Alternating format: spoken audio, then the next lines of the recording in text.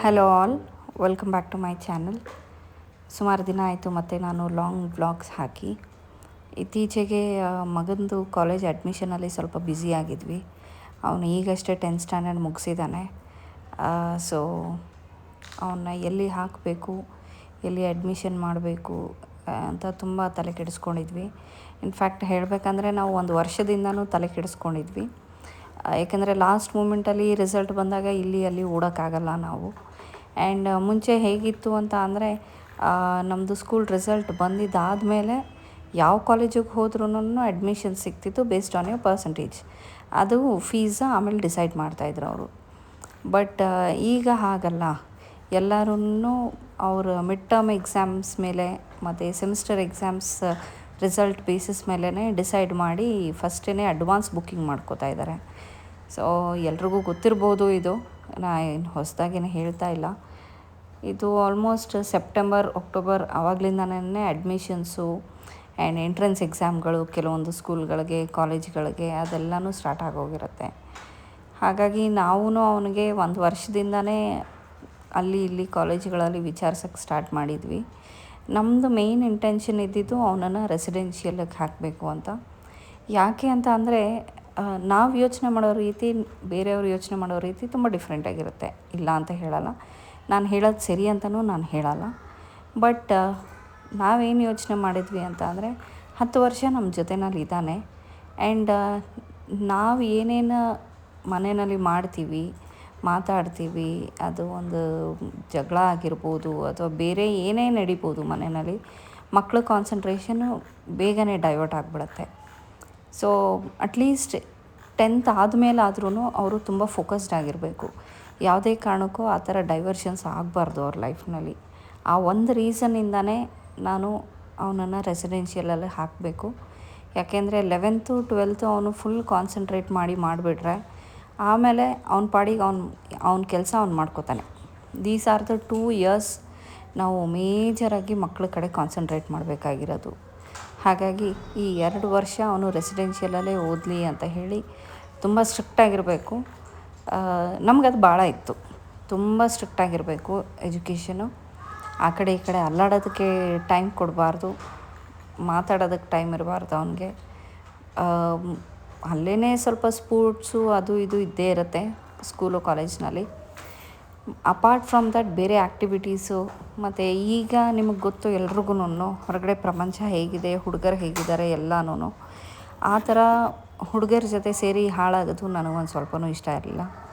ಅದಕ್ಕೋಸ್ಕರನೇ ನಾನು ಆದಷ್ಟು ತುಂಬ ಸ್ಟ್ರಿಕ್ಟ್ ಆ್ಯಂಡ್ ಸೆಕ್ಯೂರ್ಡ್ ಸ್ಕೂಲ್ ಅಥವಾ ಕಾಲೇಜ್ ಇರಲಿ ಅಂತ ಹೇಳಿ ನಾವು ಭಾಳ ಹುಡುಕಿದ್ವಿ. ದೇವ್ರ ದಯೆಯಿಂದ ಅವನಿಗೆ ಒಂದು ಒಳ್ಳೆ ಕಡೆ ಸಿಕ್ಕಿದೆ with very minimum fees.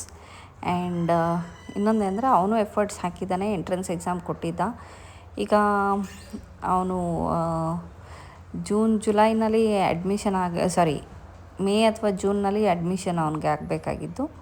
But ಅವನ ಅಪ್ಲಿಕೇಶನ್ ಎಲ್ಲ ನಾವು ಲಾಸ್ಟ್ ಇಯರ್ ಜೂನ್ ಜುಲೈಯಲ್ಲೇ ಹಾಕಿದ್ವಿ ಆಲ್ರೆಡಿ.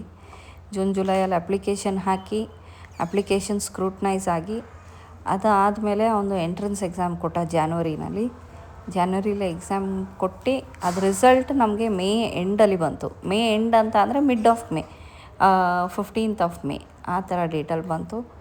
ಬಟ್ ಸ್ಟಿಲ್ ಅವ್ನು ಮಾಡಿದ್ದ, ಅದೊಂದು ಖುಷಿ ಇತ್ತು ನಮಗೆ. ಅದಕ್ಕೋಸ್ಕರ ನಮಗೆ ಅವನದು ಅಡ್ಮಿಷನ್ ತುಂಬ ಡಿಲೇ ಆಯಿತು. ಆಲ್ಮೋಸ್ಟ್ ಮೇ 20th ನಾವು ಅಡ್ಮಿಷನ್ ಅವನದು ಮಾಡಿದ್ದು. ಅಲ್ಲಿವರೆಗೂ ಅವನದು ಅಡ್ಮಿಷನ್ ಪೆಂಡಿಂಗೇ ಇತ್ತು. ಯಾಕೆಂದರೆ ನಾವು ಅದೊಂದು ರಿಸಲ್ಟ್ಗೋಸ್ಕರ ವೆಯ್ಟ್ ಮಾಡ್ತಾಯಿದ್ವಿ. ಯಾಕೆಂದರೆ ಅನ್ನೆಸೆಸರಿಯಾಗಿ ಎಲ್ಲೆಲ್ಲೋ ಮಕ್ಕಳನ್ನ ಸೇರಿಸಿ ಅವ್ರ ಲೈಫ್ ಹಾಳು ಮಾಡೋದು ಬೇಡ. ಒಂದು ಒಳ್ಳೆ ಕಡೆ ಸೇರಲಿ, ಅವನು ಲೈಫ್ ಚೆನ್ನಾಗಿರಲಿ ಅಂತ ಹೇಳ್ಬಿಟ್ಟೇ ನಾವು ಒಳ್ಳೆ ಕಡೆ ಹಾಕೋಣ ಅಂತ ಸ್ವಲ್ಪ ವೆಯ್ಟ್ ಮಾಡಿದ್ರಿ. ಆ ವೆಯ್ಟ್ ಮಾಡಿದ್ದಕ್ಕೂ ಒಳ್ಳೆಯದಾಯಿತು ನಮಗೆ. ಸೊ ಇದು ಎಲ್ಲದರ ಮಧ್ಯೆ ನನ್ನ ವ್ಲಾಗ್ಸ್ ಆಗಲಿ ಇನ್ನೊಂದು ಮತ್ತೊಂದು ಏನೂ ಮಾಡೋಕ್ಕಾಗಲಿಲ್ಲ. ಅವನ ಕಡೆ ಭಾಳ ಕಾನ್ಸಂಟ್ರೇಷನ್ ಇತ್ತು. ಅದ್ರ ಜೊತೆ ನನಗೂ ಆಫೀಸ್ಗೆ ಹೋಗಬೇಕು, ಬರಬೇಕು, ಇಲ್ಲಿ ಇವಂದೂ ನೋಡಬೇಕು, ಮನೆಯೂ ನೋಡಬೇಕು, ಎಲ್ಲನೂ ತುಂಬ ಎಂಗೇಜ್ಡ್ ಆಗಿದ್ದೆ. So I am so sorry. ಇದೇ ಖುಷಿನಲ್ಲಿ ನಮಗೆ ಅವನದು ಕಾಲೇಜ್ ಸೆಟಲ್ ಡೌನ್ ಆಯಿತು. ಟೆನ್ಷನ್ ನಮ್ಗೆ 2 ವರ್ಷ ಕಮ್ಮಿ ಆಯಿತು, ಫೀಸ್ದು ಬರ್ಡನ್ ಕಮ್ಮಿ ಆಯಿತು ಅಂತ ಹೇಳಿ ಇದೇ ಖುಷಿಗೆ ಹೊರಗಡೆ ಡಿನ್ನರ್ ಕರ್ಕೊಂಡು ಹೋಗಿದ್ವಿ ಇವತ್ತು ಅವನನ್ನು. ಆ್ಯಂಡ್ ರೆಸಿಡೆನ್ಷಿಯಲ್ಗೆ ಹೊರಟೋದ್ರೆ as all of you know, ಮಕ್ಕಳಿಗೆ ಅಲ್ಲಿ ಕಾಲೇಜ್ನಲ್ಲಿ ಏನು ಕೊಡ್ತಾರೆ ಅದಷ್ಟೇ ತಿನ್ನಬೇಕು. ಪಾಪ ಅವ್ರಿಗೆ ಹೊರಗಡೆದು ನಾವು ತಿನ್ನೋ ಥರ ಏನೂ ತಿನ್ನೋ ಅಂಥದ್ದು ಇರೋಲ್ಲ. ಹಾಗಾಗಿ ಅವನನ್ನು ಹೊರಗಡೆ ಡಿನ್ನರ್ ಕರ್ಕೊಂಡು ಹೋಗಿದ್ದೆ. ಇವತ್ತು ಬಾರ್ಬಿಕ್ಯೂ ನೇಷನ್ ಹೋಗಿದ್ವಿ ನಾವು. ಬಾರ್ಬಿಕ್ಯೂ ನೇಷನ್ ಏನು ನಮಗೆ ಹೊಸದಲ್ಲ. ಈ ಸಲ ಅಬ್ಸಲ್ಯೂಟ್ ಬಾರ್ಬಿಕ್ಯೂ ಹೋಗೋಣ ಅಂತ ಹೋದ್ವಿ. ಆ್ಯಂಡ್ ಟು ಆರ್ ಶಾಕ್, ನನ್ನ ಮಗಳು ಇವತ್ತು ಫಸ್ಟ್ ಟೈಮ್ ಪ್ರಾನ್ಸ್ ತಿಂದ್ಬಿಟ್ಲು ಅಬ್ಸಲ್ಯೂಟ್ ಬಾರ್ಬಿಕ್ಯೂನಲ್ಲಿ. ಯಾವತ್ತೂ ಅವಳು ಪ್ರಾನ್ಸ್ ತಿಂದಿದ್ದೇ ಇಲ್ಲ. ಆ್ಯಂಡ್ ಪ್ರಾನ್ಸ್ ಬರೀ ನನ್ನ ಹಸ್ಬೆಂಡ್ ಅಷ್ಟೇ ತಿಂತಾಯಿದ್ದಿದ್ದು. ಬಟ್ ನನ್ನ ಮಗಳು ತಿಂದಳು ಪ್ರಾನ್ಸು. ಅದೇ something shocking for us. Veg, non veg ಎಲ್ಲನೂ ತಿಂದ್ವಿ ನಾವು. ಸೊ ನಾನೇನು ಮೆನು ಯಾವುದ್ಯಾವುದು ಹೇಗಿರುತ್ತೆ ಏನಿರುತ್ತೆ ಅಂತ ಯಾರಿಗೂ ಹೇಳೋ ಅವಶ್ಯಕತೆ ಇಲ್ಲ. ಬಿಕಾಸ್ ಎಲ್ಲರೂ ಬಾರ್ಬಿಕ್ಯೂ ನೇಷನ್ ಆಗಲಿ ಅಬ್ಸಲ್ಯೂಟ್ ಬಾರ್ಬಿಕ್ಯೂ ಆಗಲಿ ಎಲ್ಲ ಎಕ್ಸ್ಪೀರಿಯನ್ಸ್ ಮಾಡೇ ಇರ್ತೀರ. ಹಾಗಾಗಿ it's the same chicken, mushroom, fruits, ಮತ್ತು prawns, mutton. Dry items mutton ಇರಲ್ಲ, ಎಲ್ಲ ಚಿಕನ್ನೇ ಇರುತ್ತೆ. ಮತ್ತು mutton masala, egg masala, fried rice, noodles, ಈ ಥರನೇ ರೋಟಿ, ಕರಿ, ಐಸ್ ಕ್ರೀಮ್ಸ್ ಎಲ್ಲನೂ ಇರುತ್ತೆ.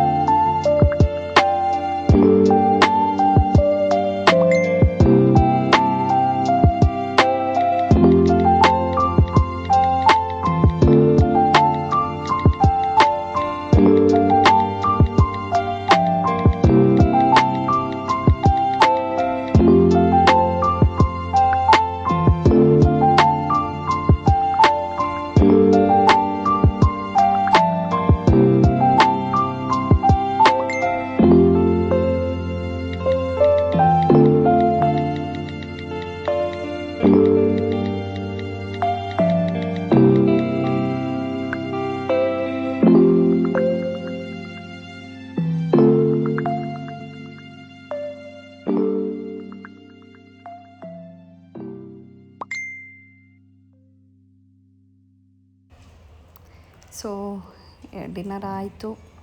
ಈಗ ಮನೆ ಕಡೆ ಹೊರಡ್ತಾ ಇದ್ದೀವಿ. It was already very late, 10:30 ಆಗೋಗಿತ್ತು. ಇಲ್ಲಿಗೆ ಇವತ್ತಿನ ವ್ಲಾಗ್ ಮುಗಿಸ್ತಾ ಇದ್ದೀನಿ.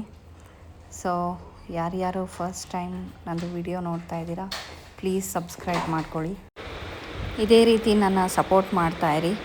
ಹೊಸ ವೀಡಿಯೋಸ್ ಜೊತೆ, ಹೊಸ ಕಂಟೆಂಟ್ ಜೊತೆ, ಹೊಸ ಇನ್ಫಾರ್ಮೇಷನ್ ಜೊತೆ ನಾನು ಆವಾಗವಾಗ ನಿಮ್ಮ ಮುಂದೆ ಬರ್ತಾ ಇರ್ತೀನಿ. ಎಲ್ರೂ take care of your self. Be happy. Good night.